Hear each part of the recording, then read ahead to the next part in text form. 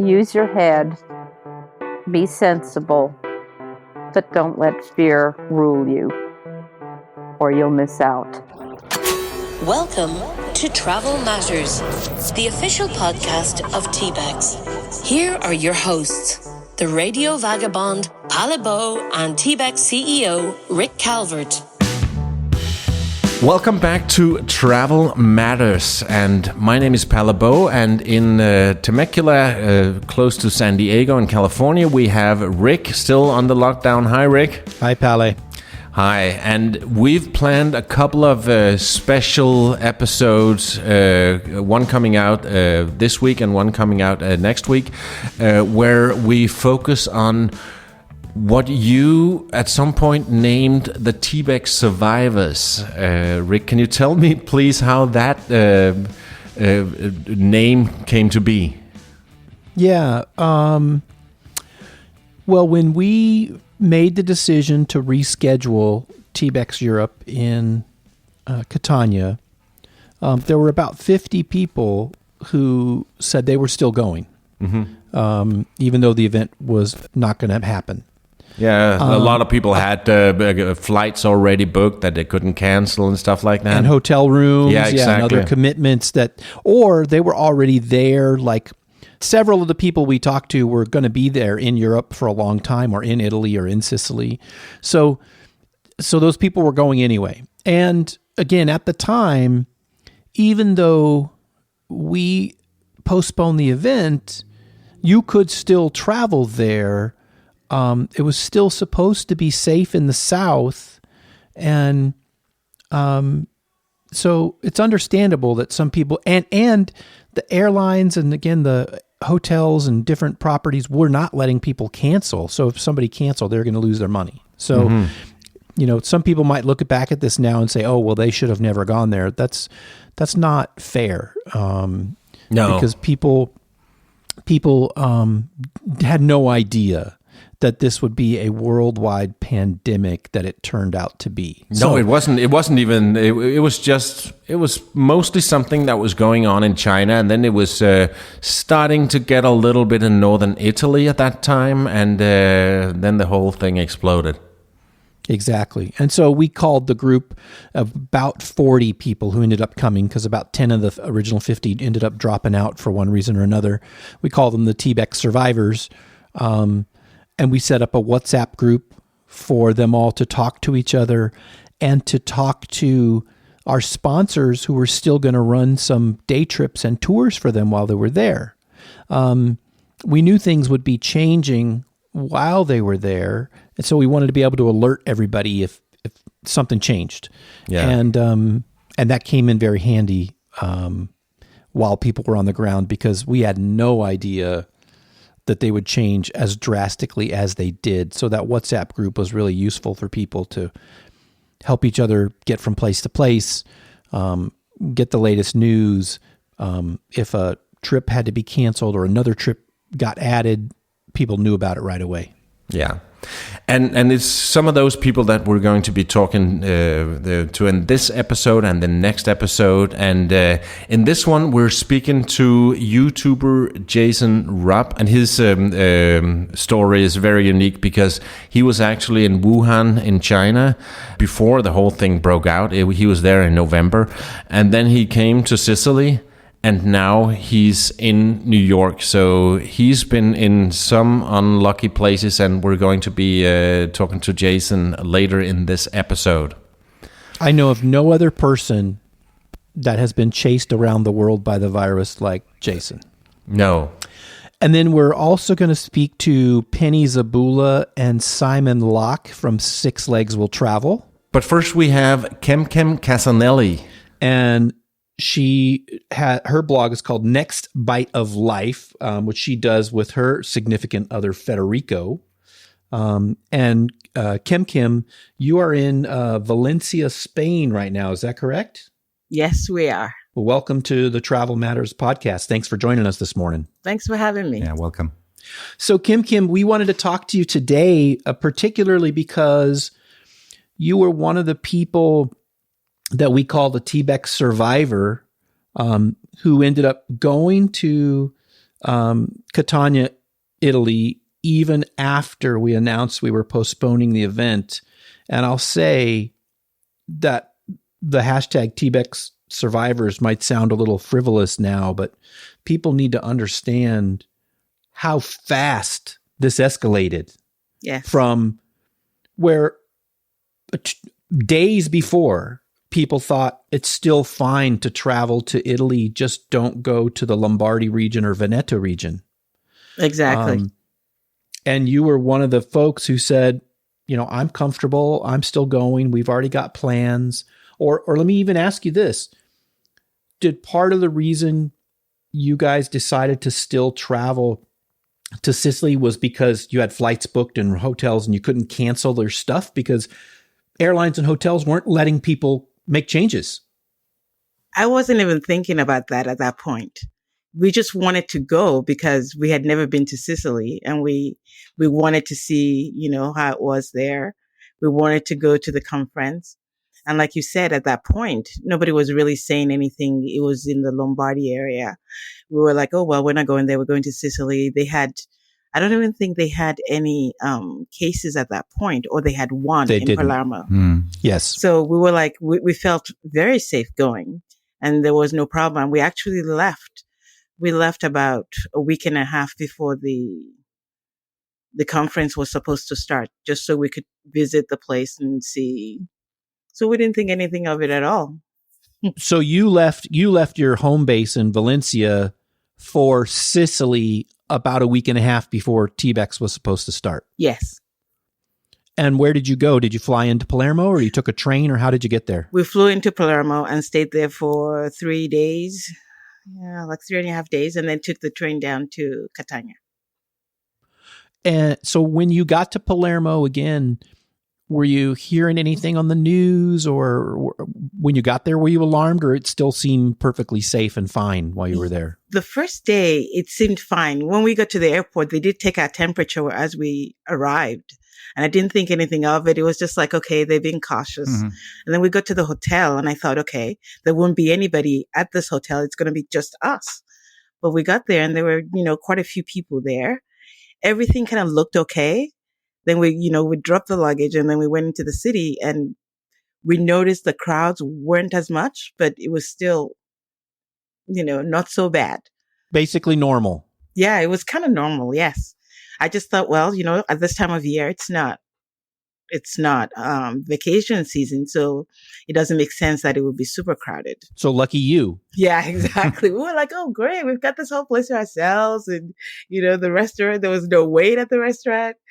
And by the next day, it has shifted a lot, and we kind of started to feel it. I don't speak Italian. Fede does because, he's from there. So he was starting to hear like on the news and I'm just like, God, they keep talking about this. And he's like, yeah, it's getting like they're getting a lot of cases, but it's still in those regions. And there were actually some protesters saying like, why should we have to start? Because then I think they announced that they had to stay home after 6 or something. I don't know what they were saying, but they were protesting and because they didn't want to stay at home. So we're like, well, it doesn't make any sense for them to, because once again, it's not here. Mm-hmm. And then, the next thing I know, well, so that's the second day you started to see things get a little more intense, serious, maybe. Yeah. More intense. Perfect. Yeah. But again, I was still here in the States monitoring everything, talking to the mayor's office, watching the news, and the authorities in Sicily, particularly the head of the region, the mayor's office, were all telling us every day, everything's fine here. Those cases are in the north. It's perfectly safe to come here. Don't worry about it. Everything's full speed ahead. And again, each day there was a little bit more, yes, and a little bit more. Yes. Yeah. By the time we got to Catania, there was a lot more. The streets were kind of empty. And I think the first day we got there, they had to close the restaurants and everything by 6 o'clock. Yeah. And so that felt weird the first night because the Airbnb we were staying at was right in the city. It was right by the Duomo. So I'm like, oh, there should be a lot of people here. But it was kind of like very weird. You could feel there was something hanging heavy in the air. And Fede's like, well, it's getting bad. But still, at that point, we still weren't too concerned either because it still wasn't there. How much of Palermo did you get to see, and what did you think of the city? Because it was your first time there. Oh my God, we loved it. And, before we even left, we're going back. I had planned 3 weeks in Sicily. So we were supposed to spend the first few days in Palermo, go for the conference, and then stay in Catania for a few more days. But we were supposed to spend the last 4 days back in Palermo. So we were looking forward to it. It's a beautiful city. And both of us want to go back. It was way better than we thought it would be. Way better. So how did you get from Palermo to Catania? We took the train, and it was kind of empty at that point, but it was a nice ride. It took about 3.5 hours, I think it was. And there was no problem getting there. And we loved Catania as well when we saw it. So what was your impression of Catania when you got there? What do you remember your kind of first impressions of what you saw?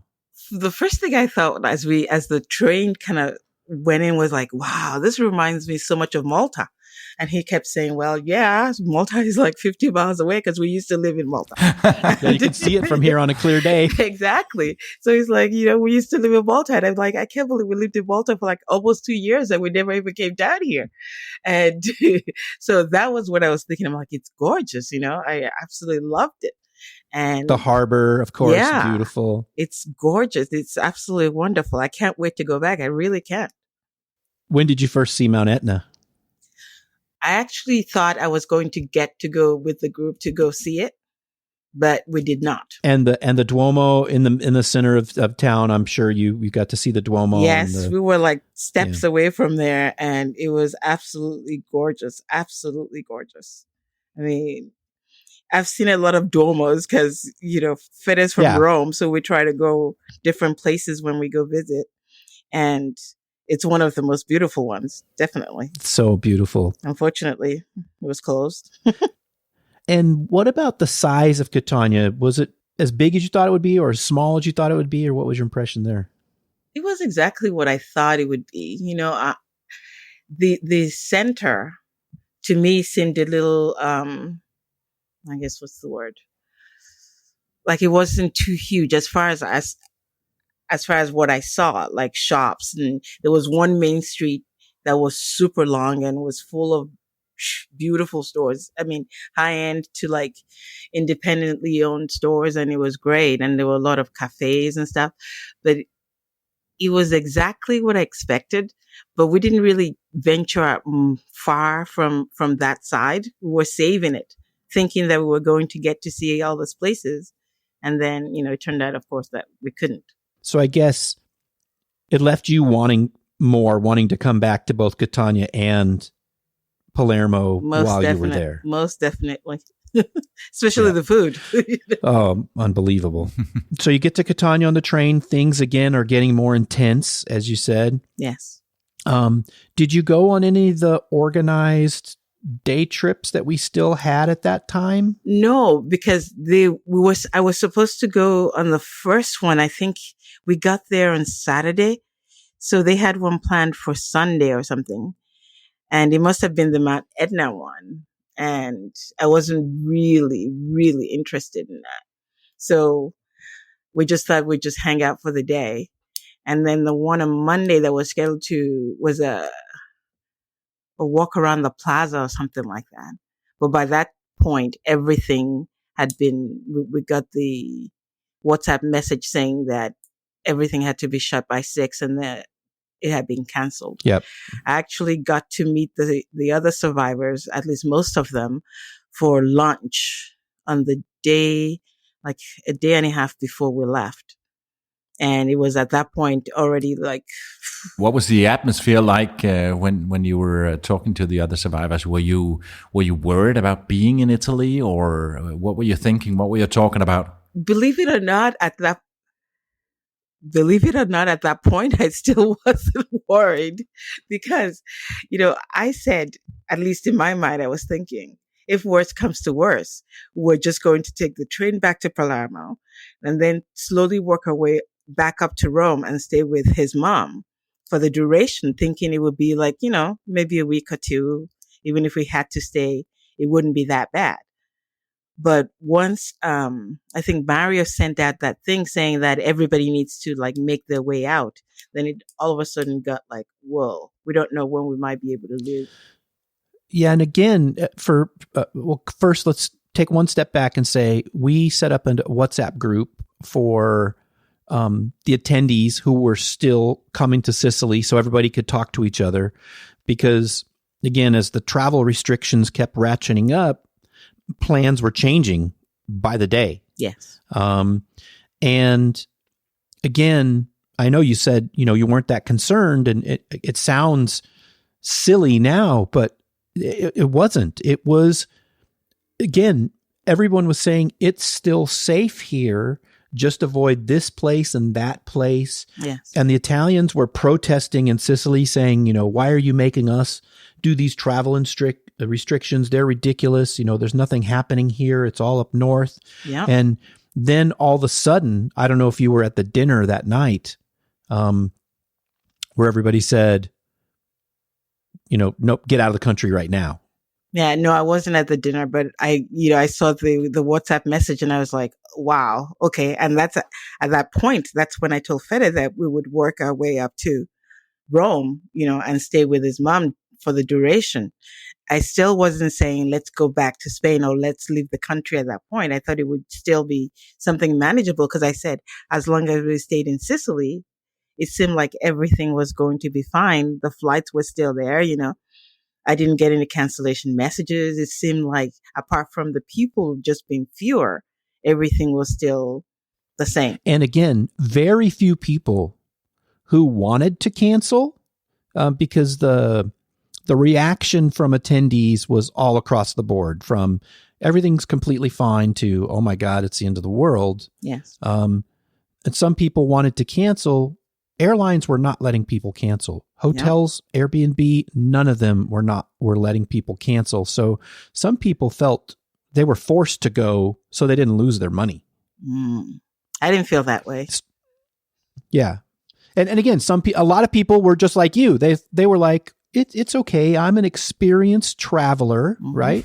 Yes. I know how to handle things. You've been in other countries where they check your temperature or there's a little form you have to fill out that, exactly. Says you're not sick or something like that. Yeah. And this felt like that. Yes. Until it didn't. Exactly. And it happened so fast. I mean, it happened so fast. It was just mind-boggling how fast it happened. It was like one day we're like, okay, we'll do this. And the next day it's like, we need to get out now. So what was your experience when that happened? When you heard we have to get out now, what did you guys do? Well, first, I said, okay, I'll change our reservations with the airline. And so I moved it up like 2 days. So we were leaving like in 3 days time from when I heard that. So I was fine because it accepted my money. Everything was fine. And then the next day on the WhatsApp group, somebody said, oh, we're in Amsterdam. And he said, I think he said Ryanair told us that we were on one of the very last flights out of Palermo or Catania. And I was like, what? What do you mean the last one? We're leaving in like 3 days. And sure enough, our flight had been canceled, but we didn't even know it at that point. So when he said that on WhatsApp, I'm like, okay, we need to get out. And so I started calling and just making reservations, trying to find someplace else to go. And then they said, well, we're not going to be flying into Spain. I guess the Spanish government decided that in a couple of days, nobody was going to be able to come in. So Ryanair had said that they would stop flying.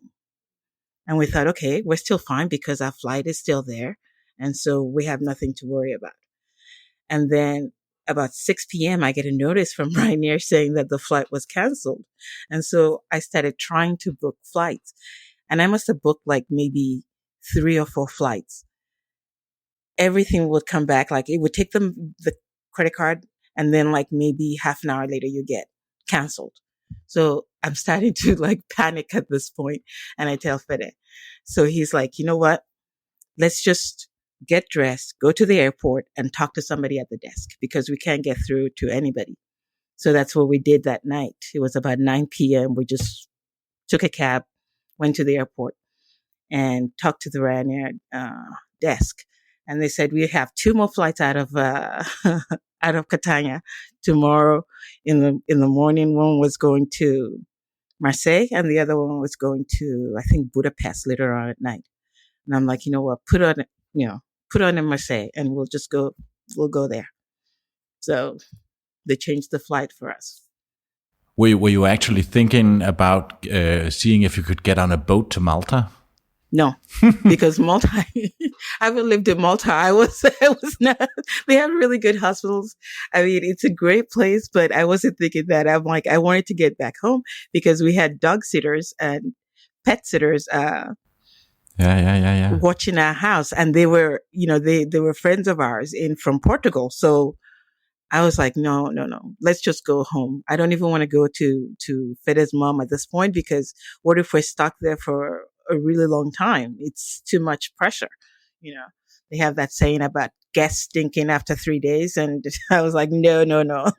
Yes. Let's just go home. So you managed to fly out of Marseille? Yes. So we went to Marseille, and, it's a city that we really both love. So we're like, maybe we should stay here for a while. And then, because it felt like nothing had happened when you went to Marseille. Everybody was out in the street. The fishermen were fishing. People were sunning themselves. I mean, I was like, nobody had on any masks. It was just insane. I'm like, wow, after what we've been through, this might be a place to stay for a couple of days. A safe place. We had the sitters we had the sitters for 2 more weeks. And then we heard that you wouldn't be able to get back into Spain. So we're like, okay. So we found a flight. We stayed one night, and then we came back to Spain, and it was just in time because their press conference was at 8 p.m. that night, and our flight was at 7:15, and so they were closing the border, so we would have been stuck there too. So in about 48 hours time, again, just to give people an idea of that timeline, you're in about 48 hours, you're in Italy. Yes, there's this health crisis, but it's not where you are. Yes. Next thing you know, you're changing your flight. You're made it for a few days earlier. Yes. The next day, your flights are canceled. You've got to leave immediately. Yep. Now, multiple flights are canceled. You can't even get home. You have to go to a different city. You go to that city in Paris and Marseille. Again, everything's fine. Everything's normal. Perfectly fine. You think we'll stay here for a little while. And that night, now you can't get home to Spain. You've got to leave right now. Yep. And it was just amazing. I mean, the concierge was still giving us places to go eat, because we were like, we'll try this one tonight. Tomorrow night we'll go there, and it all changed so fast. Yeah. So when you got home, did you have to be quarantined, or did you self-isolate, or any of those things? Yeah, we did self-isolation, and two days later, they announced that everybody had to do the same thing. But it was just as well that we came home, because, excuse me, our sitters from Portugal had to also get home because, Oh, yeah. yeah, because they had their lockdown the day after they got back. It was also locked down, so they would have been stuck here too. So, because they were thinking, oh, you know what? Since you came back early, we'll get a hotel room, we'll stay by the beach, for a little bit, and then go. And they couldn't do that either because they had to leave. So it was just like a domino effect. Yeah. The chain reaction of consequences Yeah. for people is hard for some people to even fathom. Kim, anything else that you want to say, anything that kind of sticks out in your mind from this entire experience? I just want to say, it seems like we're living in a very interesting time, and That's a good word for it. exactly. It's easy enough to judge when you're sitting there going, well, they should have known because the announcements were made and blah, blah, blah. But, you have to do what you can do with the information that you have at that point in time. So don't blame people for making decisions that you wouldn't have made yourself. it's not easy to do that. And I was really impressed with how you like kept everybody like sane during this whole thing. Cause I'm like, I would have lost it with some of the messages and even my friends, the way they were acting. But you had a cool head and you were able to calm everybody down. Well, thank you. And that takes, a lot of work, like kudos, I couldn't have done it. So, but, don't judge.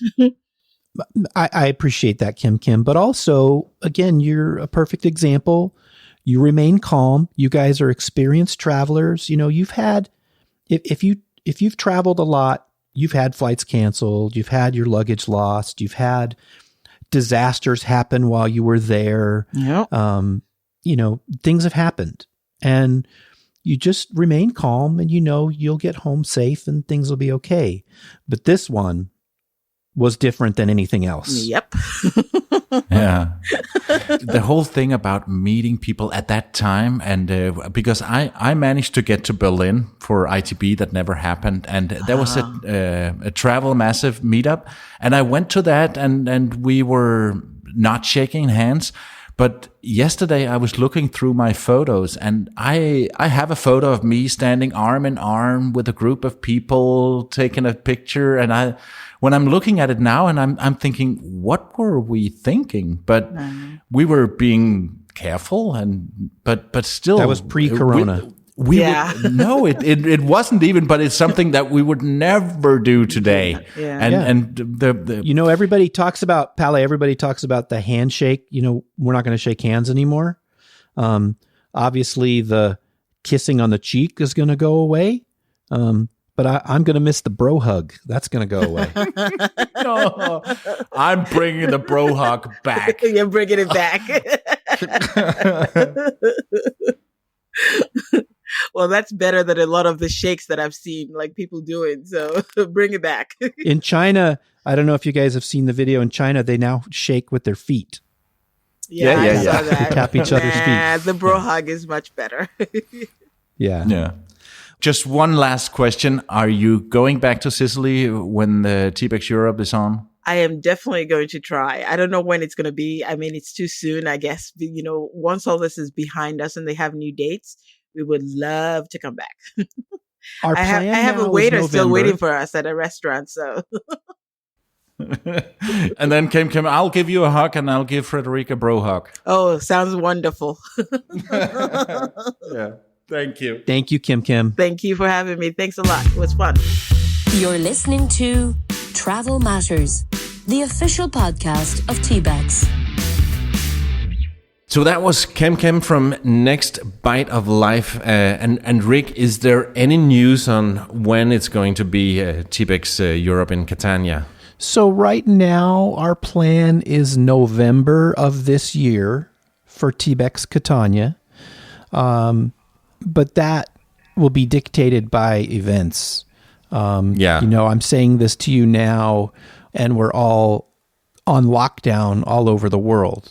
And with different estimates, I just heard someone say April 13th and April 23rd in some countries where the lockdowns are planned to end. And here in the U.S., we're probably looking at the 1st of May, but who knows if that will get extended or how things will happen. As of today, this morning, the news is saying that the number of deaths and the number of new cases and the number of people in ICU are all going down in New York. That's as of today. And hopefully, and it's still very high, but hopefully that keeps happening. And we see that trend happening in other parts of the world too. If that happens, we should have the event in November. If it doesn't happen, if things get worse or just don't improve for a while, then we'll push the event out a little bit later. We definitely won't do December. So if it gets past November, really Thanksgiving would be our cutoff. We won't go that late. Then we'll push it into 2021, the first part of the year. But we'll see. We'll see. Yeah, we'll just have to see what happens and follow everything. Yep. And now we go to North Carolina to talk to Penny Zebula and Simon Locke from the blog Six Legs Will Travel. Hi, guys. Hi, greetings Hi. from New Bern. From New Bern. New Bern, North Carolina, the colonial capital of North Carolina before we separated from Britain. Yeah. Okay. Yeah. I spent quite some time. I had a house in North Carolina, but that was in Lockhart near Greensboro, and I really love that area as well. Oh, okay. So you're familiar with Durham. Yeah. Oh, yeah. So you guys also made it all the way to Catania? We did. Yeah, we joined the jet set on that particular trip. Dinner in Catania, lunch in Amsterdam the next day. Penny, you do a blog called Six Legs. Six Legs Will Travel. Yeah. And the six legs, well, naturally, two of them are mine, and the other four belong to my guide dog, Splendid. And actually, I started the blog with my previous guide dog, Otto. So we were Six Legs Will Travel. We've been that way for about 6 years. Yeah, so you're not counting Simon's legs as well. Well, initially, we didn't know how big a part he was going to play, and he was just really getting into his photography, and now he really can hold his own when it comes to photography. But I'm not about to change the name and start rebranding and all that, so he's going to have to tough it out. Yeah. And but Simon, you take the photos for Penny's blog. Yeah, I got coerced into buying a digital camera when Penny decided she was going to do this travel writing. And actually, I've really enjoyed the experience. I'm into my second digital camera. Actually, my third. My first one I don't really count because it was a nothing camera. And more recently, I've got into drone photography as well. And so I have an FAA drone pilot's license, and I've used it both in the United States and while we've been traveling. And if you go to her website, sixlegswilltravel.com, I would say about 99% of the photographs on that website are mine. So, Pale, did you notice that Penny said, yeah, Simon didn't realize how much he'd get into his photography, and Simon's like, oh yeah, she forced me into it. It's a typical husband and wife dynamic there, right? And Simon, you've definitely got the photo bug. Yeah, my first camera didn't even count, and now I've got a drone pilot's license. And no, let's go back to when did you get to Sicily? We got to Sicily. We started in Milan on March 4th, and we got to Sicily on the 9th. Late afternoon, our morning flight was canceled, and we got the late afternoon flight, got to our Airbnb. No, it wasn't an Airbnb. It was something else, but we got there, and we dropped our bags and then ran out to meet Mario and the others for dinner. Mm-hmm. And then it was while we were at dinner that Mario started presenting this little twist to our trip that he had heard that the whole of Italy was going to go into a red zone. And his advice was that everybody should get out as quickly as they could before they shut down the airport and that sort of thing. And then they did. Yeah, so somewhere between the pasta and the meat and potatoes, Simon made reservations for us. How many were at that dinner? About 17. I mean, wasn't that a surreal experience, you guys, where you're all at dinner, enjoying yourselves in this beautiful city, and then it's like, hey, everybody get out?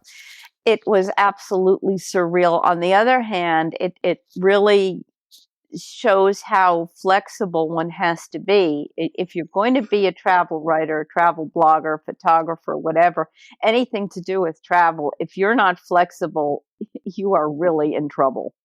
And it was really nice the way people just, went about their business, helped each other. We got some good advice from a young lady from the Netherlands, which is how we ended up in Amsterdam.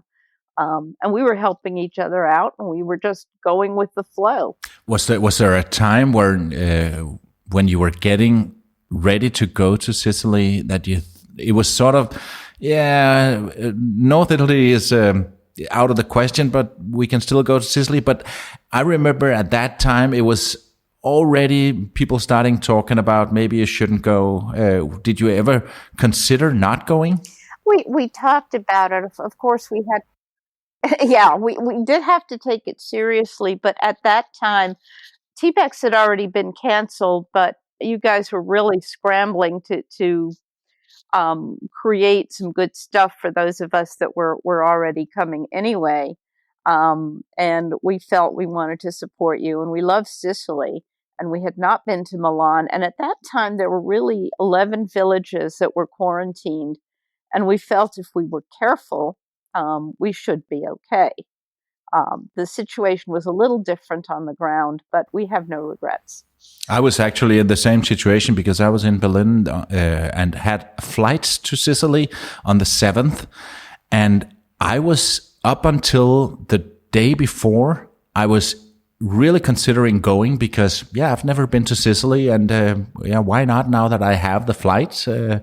But it was right around then that you came there, so I can totally relate to what you're talking about. I mean, we did while we were in Milan. I mean, we noticed that there was a significant decrease in the number of people around, but there were very few people wearing masks.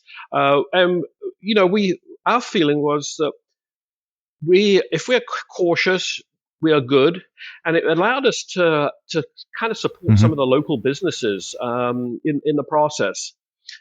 People who now must be really in a tight spot because there are no tourists there or travelers. I'm sure they were very grateful, Simon, and it's important again to continue to point this out. We mentioned it with our other guest, Pale, is that it's easy to look back now and say, "Oh, how could you even possibly consider going there?" When you went to Italy, there were no travel restrictions to Milan. It was to these, as Penny mentioned, these 11 villages really on the outskirts these are really, really small towns. And they weren't even reporting any cases in Milan. And the authorities were telling us it's safe there. So when you made that decision, as you said, you're experienced travelers. You're like, well, we can handle this. We're not common tourists. We're not scared off by, again, some at the moment minor health scare. We'll be safe and we'll be okay. I think that pretty much sums it up, Rick. That's, I think, a very good summary. But as you got on the ground, like you said, things just escalated quickly. They did, and I wouldn't say it got scary. It just got really strange and really sad. It was in Milan that our hearts started breaking for the people in the tourism industry, for the restaurant owners.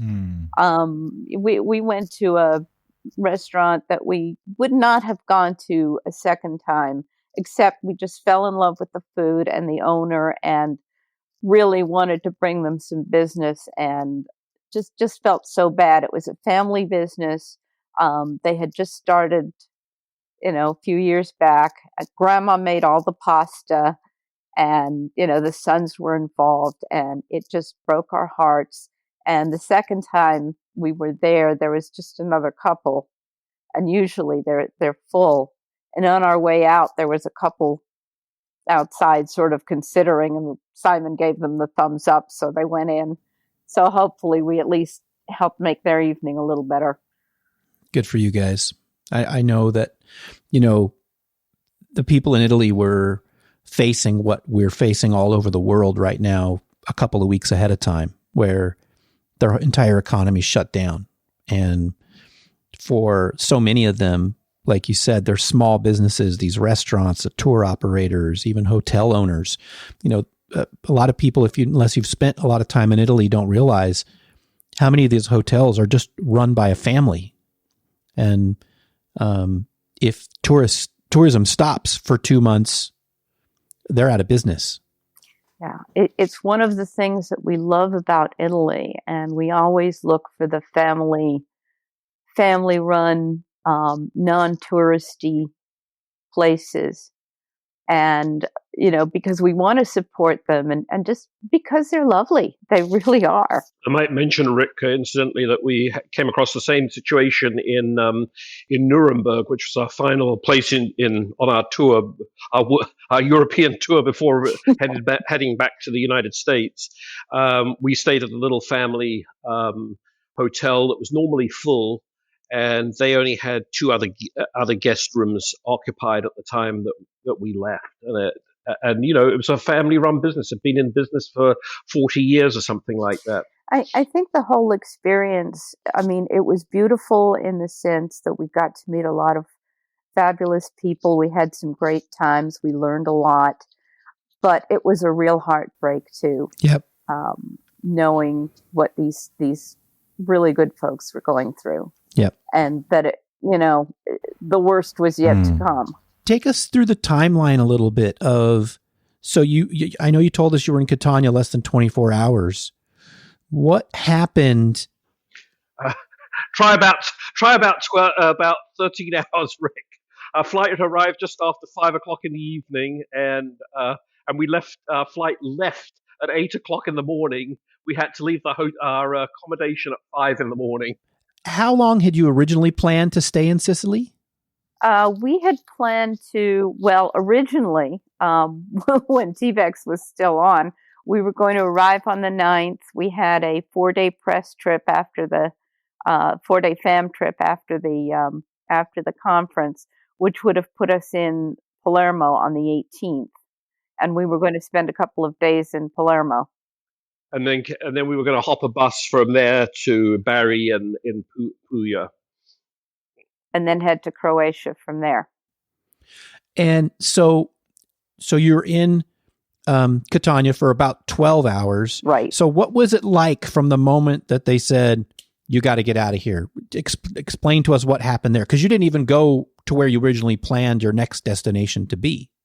Right. It was, by the time we finished, it was after midnight. We walked back to our accommodations, repacked what little we had unpacked, and tried to get a couple of hours sleep. Mario, he is just amazing. I've got to tell you, he really did a fantastic job, and things were changing by the minute. And, he's just, I want to give him a shout out because he just kept it all glued together. I don't know how, but he did.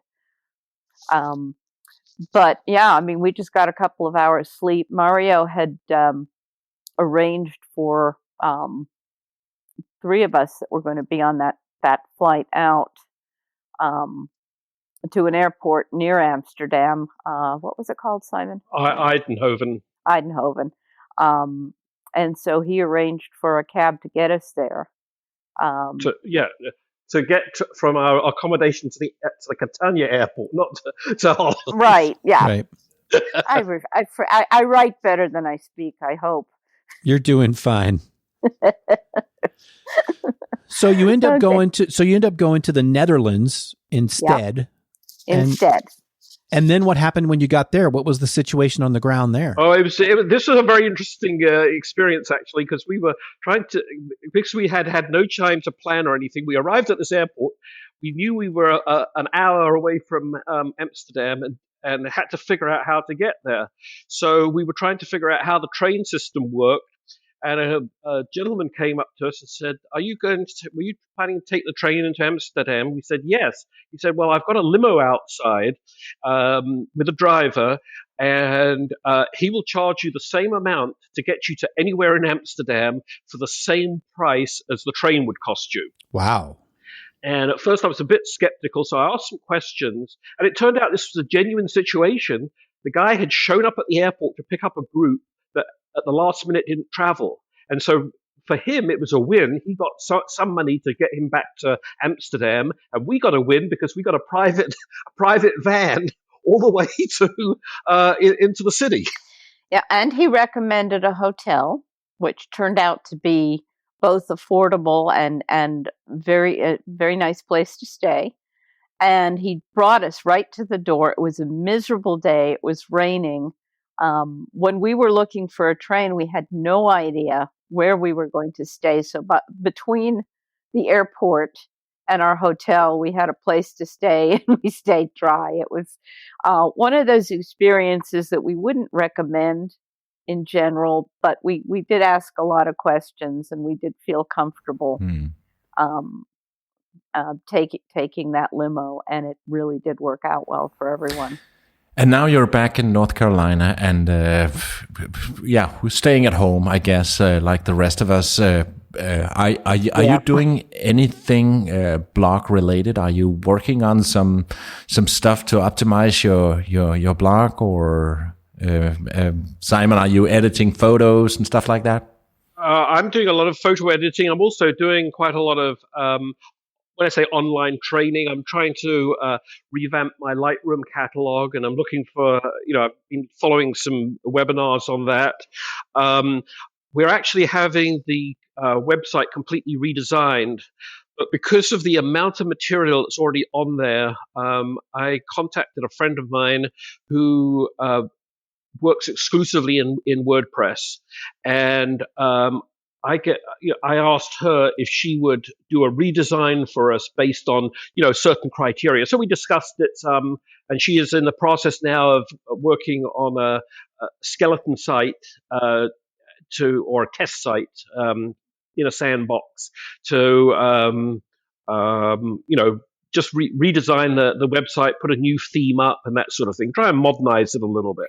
And I'm working on the blog. I've put up 2 blog posts since we got back. And I'm working on a couple of freelance articles. Plus, it's a good time to educate myself on how I can do things better. And then there's the important thing is that we have to maintain some kind of routine in terms of when we go to bed, when we get up, making sure we get out for walks with the dog, exercise and regular meals at regular times, because it's so easy to just kind of fall into a funk and then you're spinning your wheels and not getting anywhere. I see one of your. So we're trying to make the most of it. If we're going to be stuck here, let's be productive. But at least you're lucky. You're still able to go out and walk the dog. Here in South Africa, you can't even walk the dog. It's so strict here. Well, when we arrived in Atlanta, which is our international arrival point, the CDC came on board, collected up forms from everybody, and told us that we had to self-isolate for 2 weeks, taking our temperature twice a day, every day, which we religiously followed, and also telling us that we could only go out for essential purposes.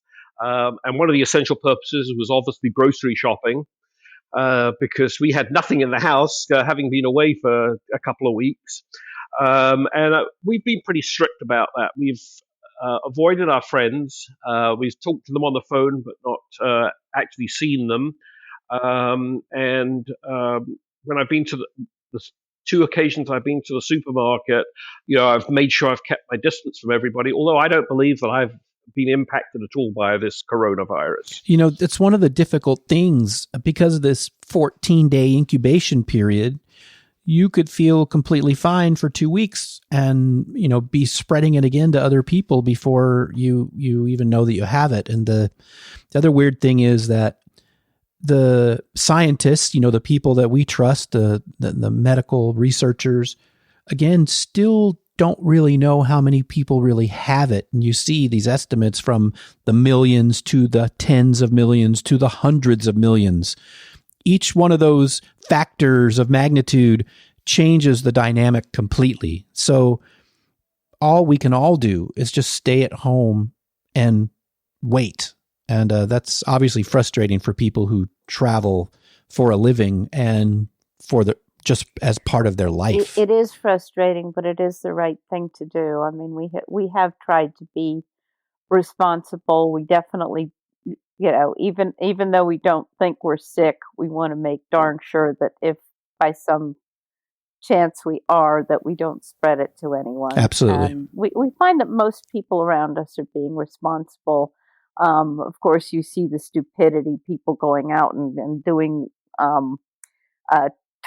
public toilet seat licking challenges. I mean, licking toilets, having Corona parties. Yeah, I mean, if I was their mama, I would whoop their butt. Yeah. So, Penny, I see one of your posts. It's about 2 weeks old now, called Coronavirus Europe, and what the hell do we do now? That is the the long version of the tale that we told you about our experience before, during, and after. We'll include that in the show notes so people can go and read that. I'm curious, because you two have been to Sicily before, and so it's a small thing now, but at the time when we first made the decision to postpone, it was a big decision for several hundred people who'd never been to Sicily before, and were looking forward to seeing Sicily, to seeing Catania. Yes. You guys have been there before. Can you tell people what they've missed and what they can look forward to when we all eventually get back there? Oh, geez. Where would you like us to start, Rick? Well, I guess general impressions. What is it that makes Sicily a special place? What do you really love about the place? Why don't we start there? It's beautiful.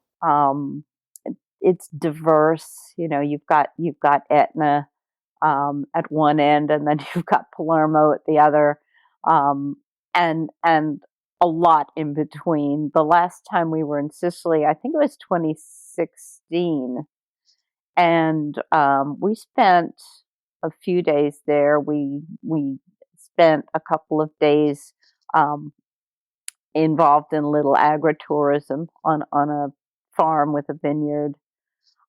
We saw the mosaics, we visited Roman ruins, and then we spent an incredible day in Taormina, which if you go to Sicily, that's an absolute must.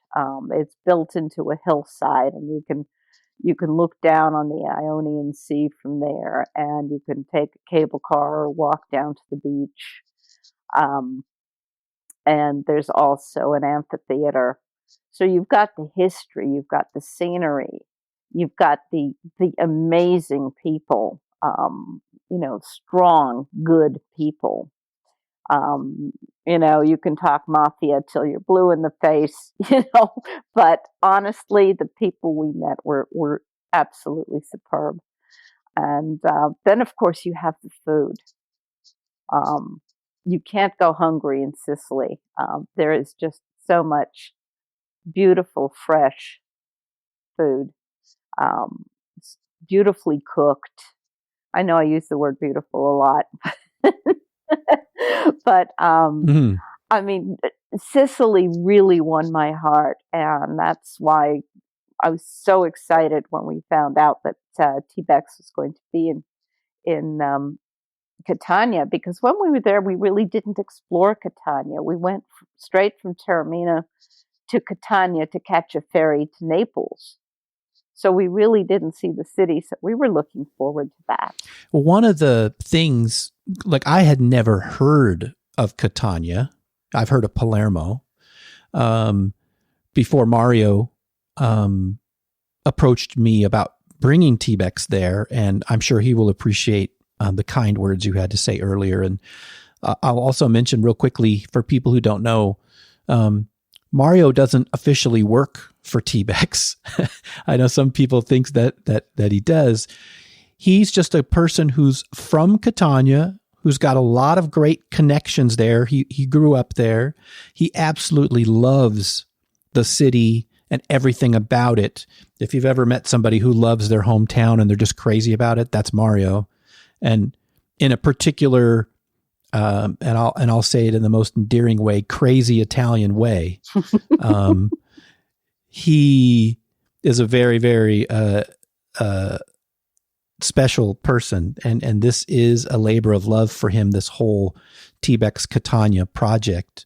But when I went there, what I didn't realize, I knew Mount Etna was there, but how overwhelming it is for the entire area. And this is the most famous volcano maybe in the world. There's a pizza place named Etna's in every city in North America. It's there. And the history of this area in such a small place. So if you've been to Rome or been to Milan or been to Venice, all beautiful places, or been to Florence, it's so compact. Like Venice would be the best comparison, I would say, for how small it is, with so much happening in such a tiny little place. And as you said, the food there, it's just, there are a lot of beautiful places. There's a lot of great food in the world, but this is the top of the top in this place. And one thing you have to remember is that, although Catania is probably one of it's the second main city in Sicily. There is so much variation in the topography and the landscapes and that sort of thing. You go to the west coast to Trapani, for example, and you've got the historical salt ponds with the old windmills. You go to Segesta, which has the Roman Greek ruins. You go to I can't remember the name of it exactly, but the place with all the mosaics, which are absolutely phenomenal. For one thing, you discover that the bikinis existed in the age of Romans. I know Mario told me about the bikini girls, and I'm like, Mario, it's Me Too. You can't be talking about. He's like, no, these are Roman mosaics. Oh yeah, and actually, Rick, if you go to Penny's website and search for things on Sicily, you'll find some pictures there of mine that show the bikini girls. Yeah, and if you haven't seen them, you really should, because it's an interesting experience. Yeah. So thousands of years ago, literally 2,000 years ago, the Italians were ahead in fashion. Oh yeah, they are. I have a real soft spot for Italy in general, because I just love everything about it. I wouldn't want to live there because the politics is pretty much as crazy as it is here. We're talking seriously crazy. It's crazier there than it is here. Is it really? And I think we're headed there. Yeah. I think Italy, unfortunately, with the coronavirus, they were the canary in the coal mine. And I think for politics, they are too. But that doesn't diminish the incredible, everything about this place. It's a truly special place in the world. And also, not as many people go there. If you say I'm going to Italy, you're going to Rome, Florence, Milan, Venice. Florence, Cinque Terre. But Sicily's your next trip, right? Everybody, that's the trip you're going to do the next time. Most people don't. Right. Yeah, we did it the first time, actually. Yep. And that's why when you go there, again, you see it's got its own ambiance to it, its own zeitgeist. That's completely different than any other place in Italy. And I'm from Europe. I'm from Denmark, and I've been to Italy more times than I can even remember, to be honest. And I've never been to Sicily, so I was so looking forward to it. And now I'm still looking forward to coming back, hopefully in a few months. Rick, I think one of the things the comparison you could make with Sicily in the United States, if you go down to Cajun country in Louisiana, and coincidentally, the next TBEX is in. What a great tie-in, Simon! No, but there's the same ambience down there in some respects. We spent some time in New Orleans and around there, and it's half a world away, and yet it has that same warmth and interesting food and ambience that. I can't say, I don't know how to finish that sentence, really. There is really a joie de vivre in both areas that you are hard-pressed to find anywhere else. It's totally different in the form of the food and the music and the landscape, but that joie de vivre is there. That's very well put, Penny. Before we wrap up, Simon and Penny, just want to ask you both if you have any last thoughts that you want to share about this experience that you think people should know. My last thought is that if Sicily is eventually going to occur, don't turn away from it. Open your heart and go there. Not only do the Sicilians need your presence in their beautiful part of Italy, but you will gain so much from going. And speaking at a personal level, I hope that we're going to be able to get back there when TBEX Sicily does occur. Well, I don't have that much to add. Simon put that very well. The only thing I will say is that, and this is from personal experience, use your head, be sensible, but don't let fear rule you or you'll miss out. And Sicily is something you definitely don't want to miss out on. It's an experience you will never forget. That's why we tried to go back. That's why we want to go back, and hopefully we'll go back. Thank you so much, guys. Yeah, Penny and Simon, Six Legs Will Travel.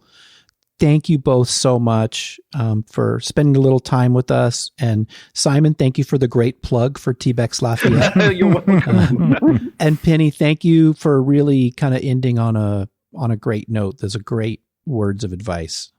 Well, I hope that we have done something to help, and we definitely want to continue doing anything we can. I mean, this has been disruptive for everyone, but in comparison, we've got it easy. Yeah. You guys have got a lot to sort out and plan for, and times are so uncertain right now. So we're with you all the way, and anything we can do to support you, you just holler. Thank you. We'll all get through it. You two be safe. Yep, you too. You take care. Yep, take care. Thank you for sharing travel matters with your friends and followers on social media. You're the best. Next on Travel Matters, we have Jason Rupp. And Jason, you're a regular at TBEX, and that's how you and I know each other. We've met several times. And you do a YouTube channel. Can you just start by introducing yourself and tell us a little bit about that YouTube channel? Hi, everybody. I'm Jason Rupp. I have a YouTube channel where I travel all around the world and film really unique experiences with food, barber, salon, massage. I totally get pampered wherever I go around the world, and I document it and people really love to follow it. So Jason, the weird thing, you told me your YouTube channel was about getting a shave and a haircut. And a Brazilian wax. Yeah, that's part of it. I'm looking for any unique experience that I can find. I mean, it's crazy that you can have a YouTube channel about that, and your channel, you get a ton of traffic to this YouTube channel. It's gotten pretty. Yeah, it's gotten pretty amazing. I'm impressed myself that it's gotten to 100. It's over 130,000 subscribers. 135 right now. Yeah, 135. Okay, super. I love that. Yeah. And it's 40 million views and up. And I've just subscribed myself, so it's one more now. Thank you. I need that. I was waiting for that. Yeah, it's about time, isn't it? Well, what I do is I go around the world and I look for these really unique experiences that the typical traveler might oversee, might not ever even notice that it ever even existed in that place, but that their eyes are opened when they see the videos. And some of my viewers actually tell me that they've flown all over the world just to go to that particular barbershop that they saw in my videos. So it really does promote travel when they see a barber video or a massage video and things like this. I know you have one video on your channel where you're getting a shave on the beach, right? Where is that? Thailand? Where is that? Yeah, that's right on the beach in Pattaya, and that's a real famous beach. It's the closest beach to Bangkok. It's a really popular beach, but nobody gets a haircut on the beach. Nobody gets a shave on the beach. No, they do a lot of other stuff in Pattaya. Yeah, there's a lot of stuff going on the beach, but nobody does a haircut. So I'm good friends with a ladyboy trans woman.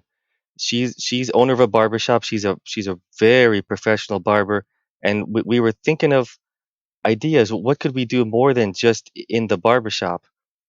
And I had the idea to get on some transportation and get a shave on there, with a razor. That would be kind of a fun game. But she thought that was way too risky. But then we had the idea, let's go to the beach.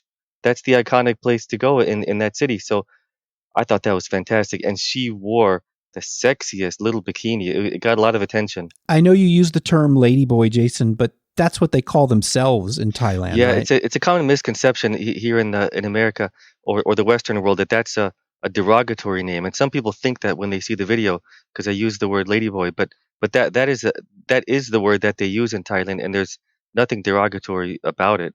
That's the word they like to use. They made it. That's their own word. Westerners didn't make that up. It's not an English word. They made that up. So you did that video. I'm sorry to spend time on this, Pally. I just think it's so interesting because we don't have anybody else that does this, right? And so you did that video. You get the shave on the beach, and that video, I think it's got a lot of views. I don't remember the number, but it's a lot.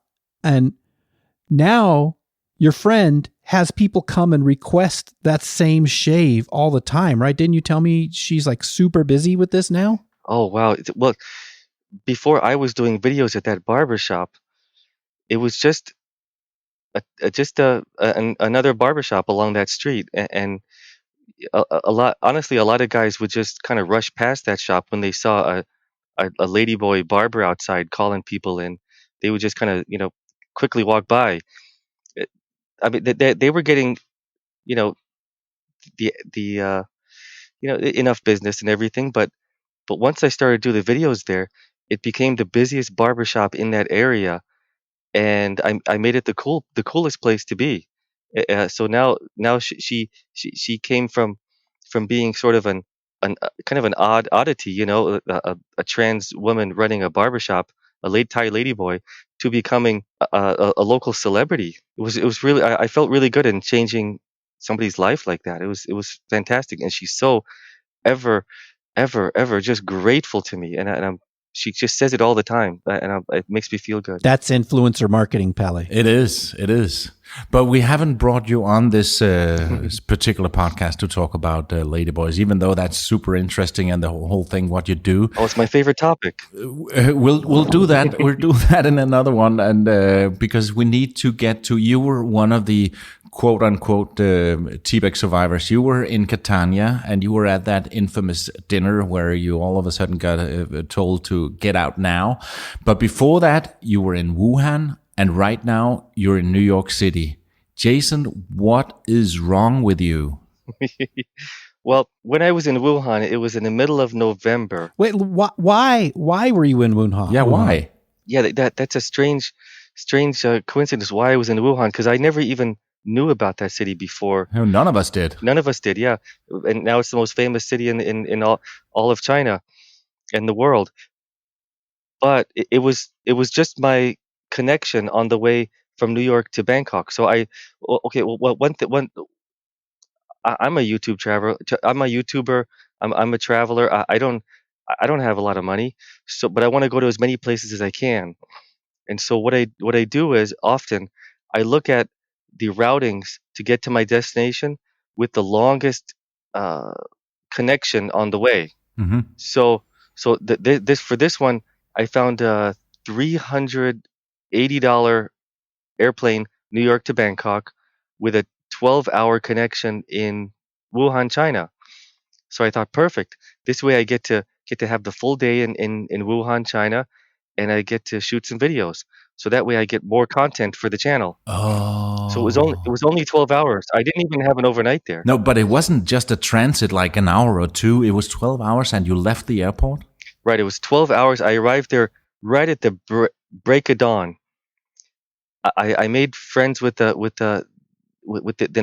nice young gentleman next to me, and he was studying in US for a few years, and he was just on his way back, and his brother was going to pick him up. He was a local Wuhan person, and he invited me to breakfast downtown because he wanted to. He missed the local food, and breakfast is very famous in Wuhan. Everybody make sure not to miss breakfast in Wuhan. They never miss it because it's good. Yeah. Everybody in China always knows about the famous Wuhan breakfast, so they wanted to go downtown and get the Wuhan breakfast. I got in their car. We went downtown. Just incredibly nice people. But they lived about a couple hours away from Wuhan city. But they just wanted to go downtown with me and get some food. They took me out to eat. Mm-hmm. Yeah, I mean it was really basic food, but it was good. It was soy milk, different buns, kind of like dumpling things. Yeah. It was all, well. Yeah. And I bet that was a unique local experience for you. Yeah, that was a really unique local experience. It was really great because I didn't have to take a train downtown, and I got their insights on what to eat, at breakfast and everything. Really nice people in Wuhan, just nice. So then that they left me at once breakfast was done, and I had the day to go explore around, and I just started walking. I love doing that in cities, just not knowing where you're going and just walk around. Oh, me too. It's my favorite. Well, when often when you go to cities in China, if you know somebody, they never want to leave you alone. They want to follow you everywhere because they think you're going to get in trouble or something. Yeah. But once you get to walk alone, that's when you really get to immerse yourself. So when in November were you in Wuhan? I was there right in the middle of November. I think it could have been November 15, I think. At that point, we didn't know anything about any virus, so I had no worries at all. And I didn't see anybody sick either. For those of us who have been to China, it's normal that you see people spit, in the gutters, on the side of the street. Oh yeah. Everything was normal as it always is in China. Mm-hmm. Did you go to a wet market when you're there? I know you're very familiar with wet markets. I didn't go in like a wet market that had raw meat and things like that. However, I did go around those kinds of areas with fruits and vegetables. I kind of like, I didn't go deep inside what we would consider like, with all the raw meat and all that kind of stuff.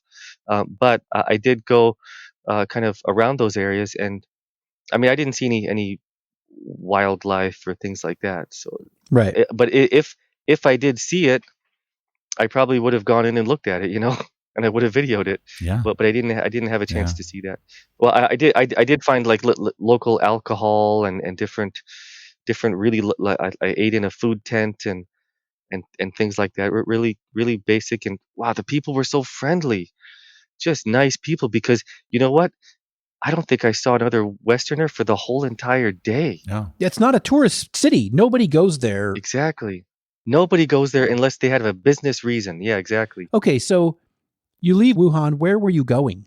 I was on the way to Bangkok, Thailand. And that was November of last year. And then we come around to TBEX Catania.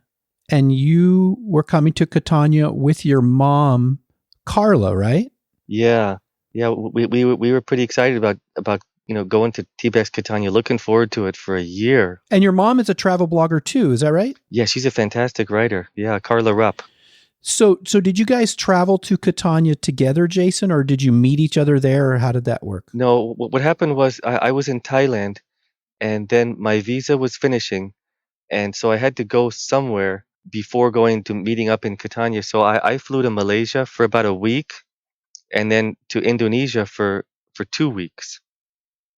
And then I flew to Italy, direct to Italy. Okay. Well, with a stopover, with a plane connection in Bangkok. And where did you land in Italy? I landed in Rome at 5 a.m. on March 9th, and then I got on the all-day train down to Catania and arrived like 10, maybe I think it was about 10:30 p.m. It's a long train. Wow. And your mom went to Catania on her own ahead of you? Yes, she also took the train, but she took the train just before that, which was the overnight train. So she arrived in the morning into Catania. I arrived in the morning into Rome. And I remember that day you messaged me and said, "Hey Rick, I'm in Rome. I'm on my way to Catania. I'll be there tonight." You were so excited. Yeah, it was very exciting because it was a trip that we were looking forward to for a long time.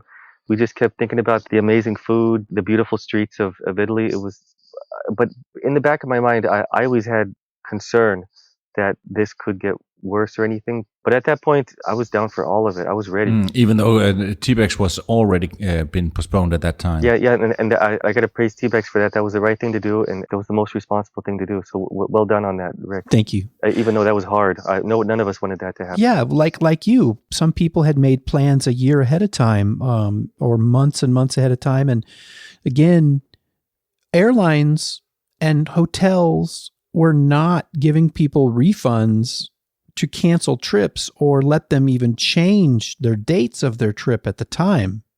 Right up until when you got there on March 9th, you couldn't change your flight unless you were on a flight from the US and there was some. So, for example, you could change your flight to Milan, but you couldn't change your flight to Rome. It was a totally different travel restriction at that time. That's right. They were really separating north from south. Yeah. Yep. And central Italy. Yeah. Carla, she was on Norwegian Air. We were waiting up until last moment. Are they going to cancel it? Nope. And so she got on. And again, everyone was assured that things were still safe in the south. So you get off the train in Catania in the evening. What time did you get there? I think I probably arrived right about 9 o'clock, and then I hurried right to the Airbnb to leave my stuff. It took me just a 10-minute walk, 15-minute walk, and then I walked another 10-15 minutes to get to the dinner, and I think I got there right about probably 9:45, and yeah, that was a pretty sad situation that I had. And what happened? I just gotten the call from Carla, who was at the dinner, about the lockdown. Once I got to the Airbnb, and then she said, "Well, you may as well come and just say hi to everybody because this is going to be it." It's hi and goodbye. Yeah, it was going to be a hi and goodbye that I was rushing over to, and it was not a lot of smiles there at all. It was just shock. So this trip that you planned for a year, and Jason, this is why you had such a unique experience from everyone else who went, because they all arrived before you. I think you were the very last one to arrive. Oh no. And you're on the train and you had no idea that while you're on the train, the situation is escalating from, don't travel to the Lombardy region and Veneto region to the president of the United States had a press conference, leveled 4 travel warning to Italy. No American should go there. To the president of Italy saying, everybody get out of our country if you don't live here. Yes. All of a sudden we're in the red zone. Yep. Wow. But at first it was sort of a partial lockdown, sort of what we're used to here in US right now. But they said that sit-down restaurants can be open up until, I think it was right about 6 o'clock. And then every other food and pharmacy can be open up until 8. But everything else needed to close. So the next day we still sat in a cafe. We still had our gelato and our double espressos. But then that evening they announced it was all lockdown. Yeah. But were you at that time fighting to find a flight out of the country? I was taking it day by day because I arrived really pretty tired. I had taken the plane. I took a plane from Yogyakarta in Java to Bali, stayed one night, and then took the plane Bali to Bangkok to Italy, then an all-day train south. It was really exhausting, and I booked that Airbnb for 5 nights. I decided I'm taking a rest. Health is number one right now. It's obviously bad out there. I wasn't quite sure where I should go because if Italy's being locked down, yeah. And I read it was cases were keep popping up. I actually had a feeling that New York was gonna get hit worse, and so I wasn't sure if I should be flying back to New York. But it was a really hard choice, and I was thinking, should I fly back to Southeast Asia because of the weather and everything? Maybe better for the virus. It was a hard decision. The day by day was so stressful. Every minute, just thinking of what I should do. But then again, you had a good Airbnb experience. Oh yeah, I had a really great Airbnb experience. Yeah. What happened? What happened with your Airbnb, Jason? Well, the check-in was totally fine. the place was totally suitable and fine. It was a 1 bedroom apartment, 3rd floor, like a nice old balcony view and everything. It was fantastic. And each day I was thinking, what should I do? I messaged, but immediately once the lockdown, the owner started messaging me that we better make our plans to leave. And I came up with the idea that, well, perhaps we could stay longer here. And he immediately didn't like that. He didn't want any. I said, he outright said, I don't want to be responsible for any foreigners here. I want you will have to leave. And I even had Italian people talk with him and to understand the situation. No, he was ready to put us out on the streets. Yeah, he would not extend. I was ready. I was ready to extend, and we could have ridden this thing out over there, but that was not possible. There is one more TBEX survivor, as we dubbed people, who's still there in Catania now. Doro Staub, and we're going to talk to her later. Wow. She's from Switzerland. Thinks she's the last one there, and she says she's safe and everything's okay.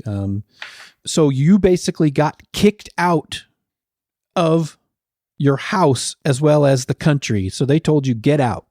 They sure, yeah. The host decided to not even continue talking with me and would only communicate with me through the Airbnb support.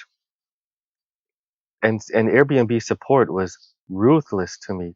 Wow.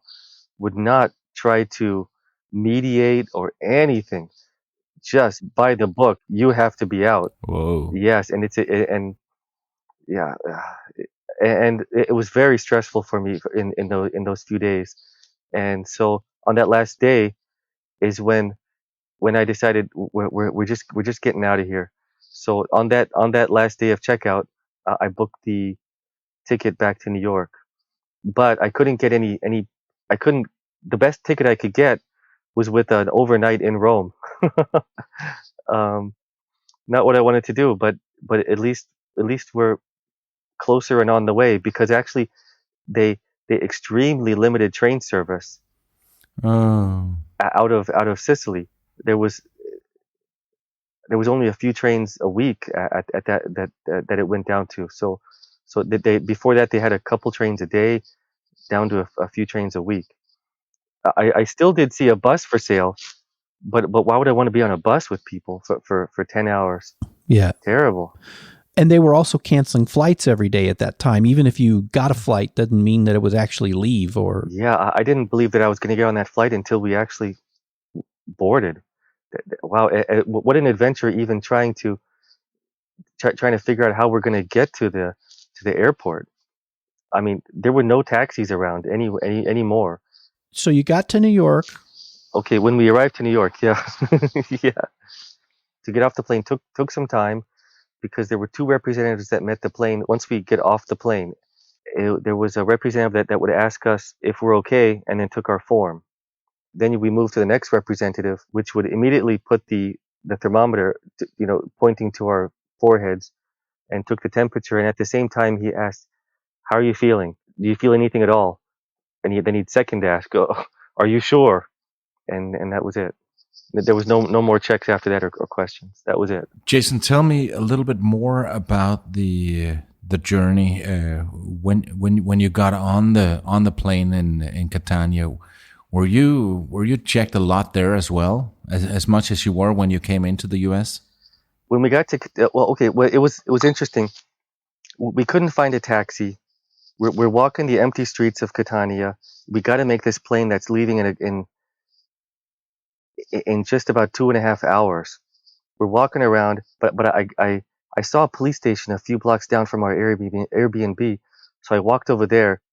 The policeman had like a locked doorway where it could only open for a half of a foot, and I was able to tell him I needed a taxi, and he said, no taxis anywhere. But then he said I could walk to the train station. So we had to do another 15-minute walk to the train station, and he told me that's where we could take either a taxi or a bus. Wow, and luckily we got the airport bus actually, which was €4. They took the taxi driver, desperate for a customer, he wanted 20, but luckily the airport bus came. We got right on it. We were the only two customers on that bus. It was our own bus, and along the way, one other customer came on. A French traveler was going back home. We got to the airport. It was quiet. Wow. There was no lines, just really peaceful. Wow. That we went through security. That there were no health checks at all until and the airplane was pretty empty. Once we got to Rome, just before going through customs after immigration, that's when they did do a temperature check, and they were pretty good at it. They actually made sure that we walked really slow and stopped individually. So in Rome, they were pretty thorough about it, about checking temperature. So I was impressed with that. Yeah. The next day, they also did another temperature check when we were getting to our plane to New York. The plane was so empty. I think we counted close to 20 passengers on a plane that could seat about 300. Immediately, they told us we could spread out, but before they even told us, actually, I already made sure we spread out. We already took our own rows and everything, because that their automatic systems just put you right together. When your ticket has two people, we just spread out. Yeah. Yeah. In New York, we already knew that we had to get as much food as possible. So on the way home, we stayed away from people as best as possible and got as much food as we could, carried it home along with our suitcases, and yeah, it was straight up quarantine inside for a minimum 2 weeks. Yeah. Yeah. You came from Wuhan, you came from Italy, and then you're in New York, and now that's a very hard hit place to be. It is a very scary situation to be in here. In the first week of quarantine, things started getting more and more locked down. On some days, I would see the sidewalks, the streets, pretty full of people exercising and bicycling around. Every day, it's been less and less and less. I wonder if the New Yorkers are just completely staying in now, exercising at home, or are they going home to see distant family, staying with them? I don't know, but really less and less and less. Really quiet streets at night. It is so quiet and peaceful. The city that never sleeps. Yeah, this is a city that is very, very much looking like it's asleep right now. Yeah. So Jason, we're about to wrap up, but I have to ask you, Jason, because this virus chased you around the world. It's crazy the circumstance that you have been through. Yes. And you and I exchange messages on Facebook from time to time, just saying hi and whatnot. And you sent me a video a few days ago, 2 days ago now, maybe, which is crazy. And I am skeptical, very skeptical, when I read things on the internet, see crazy YouTube videos with conspiracy theories and things like that. But this video you sent me, it says, I found the source of the coronavirus. And it's an American expat. He lived in China, I think, for 10 years. You can maybe tell us a bit more about that. He was married to a Chinese woman. He lives in California now, I think, but he speaks fluent Mandarin. And it's pretty good length video where he did his research, and he knows lots of people in China, and they told him, hey, this is where this thing came from. And he says it originated from this lab in Wuhan, or at least he's not saying it definitely happened, but there's lots of evidence that this is what happened. That, first of all, the bats that supposedly this virus jumped from don't come from Wuhan. They're hundreds of miles away. So even if they have bats at the wet market, they wouldn't have these bats. But these bats are studied at the labs in Wuhan. And there's a woman considered to be patient zero who worked at one of these labs in Wuhan. And there's a job posting to hire someone to work on this coronavirus, COVID-19, at this lab in Wuhan. They say that we've found this new virus and we need somebody to come help us. And this woman's profile is there, but her picture's gone and her bio's gone. And all these links are in this video you sent me. And I told you, this is really crazy. You should send this to the traditional media. And by last night, there were multiple mainstream news stories referencing either this video or the information in this video. So you found something out that most people in the world hadn't found out before. How did you find this video from this guy? How do you know who this guy is? Well, I've been following their channels for a while. It's two YouTubers that collab and work together a lot, Lao Y and Serpent ZA, and they run this a channel together, ADV, I think it's called China. We'll have to check that. But they make really insightful videos about China, Chinese culture.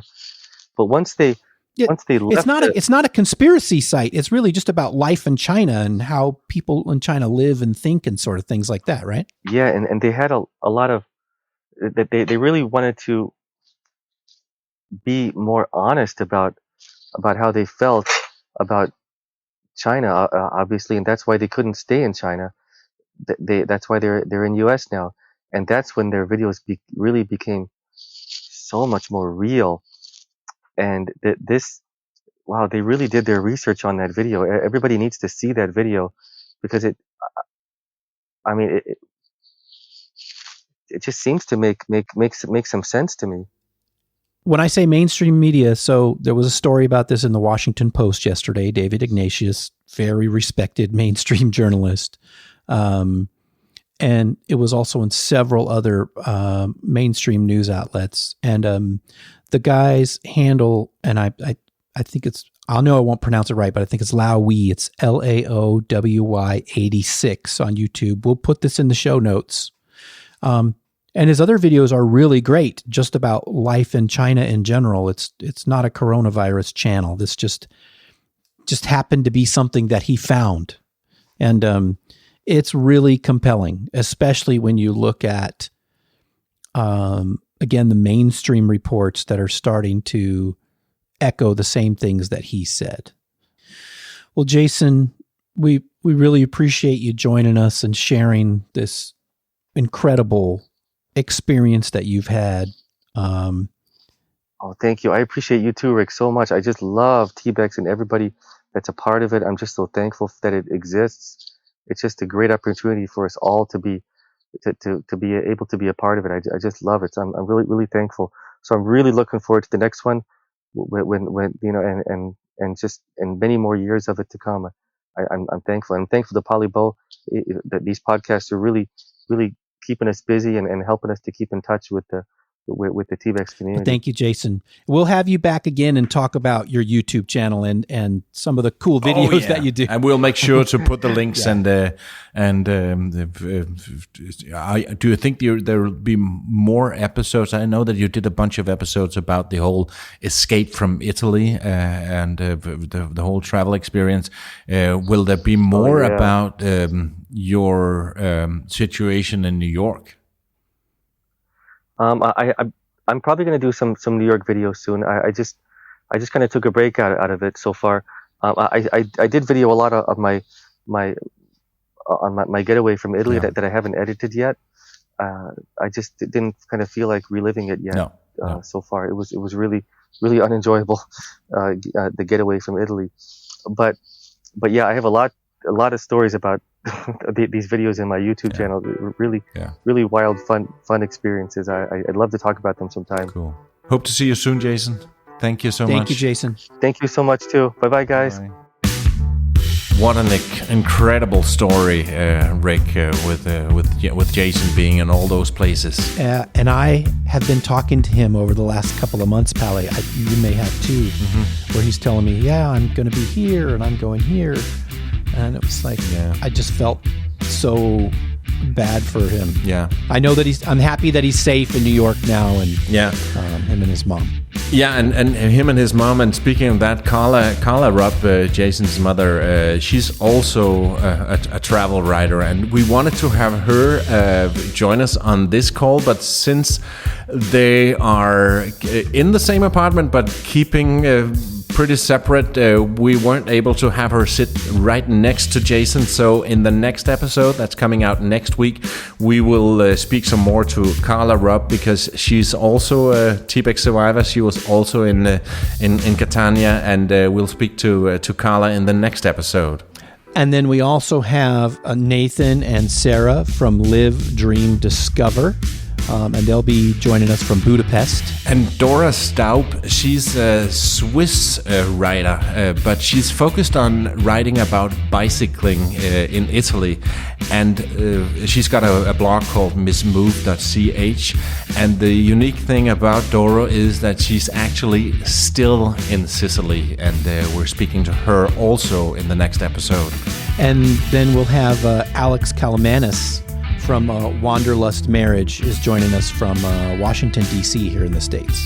Yeah, and he also went, even though his wife, whose work knows a lot more about these things, saying to him, maybe you shouldn't go, I don't think it's safe. But Alex decided to go and said, no, it's not so bad right now. And we're having Alex on in the next episode. So a lot to cover in the next episode of Travel Matters. Thank you so much, Rick. Thank you, Pally. Stay safe. You've been listening to Travel Matters, the official podcast of TBEX.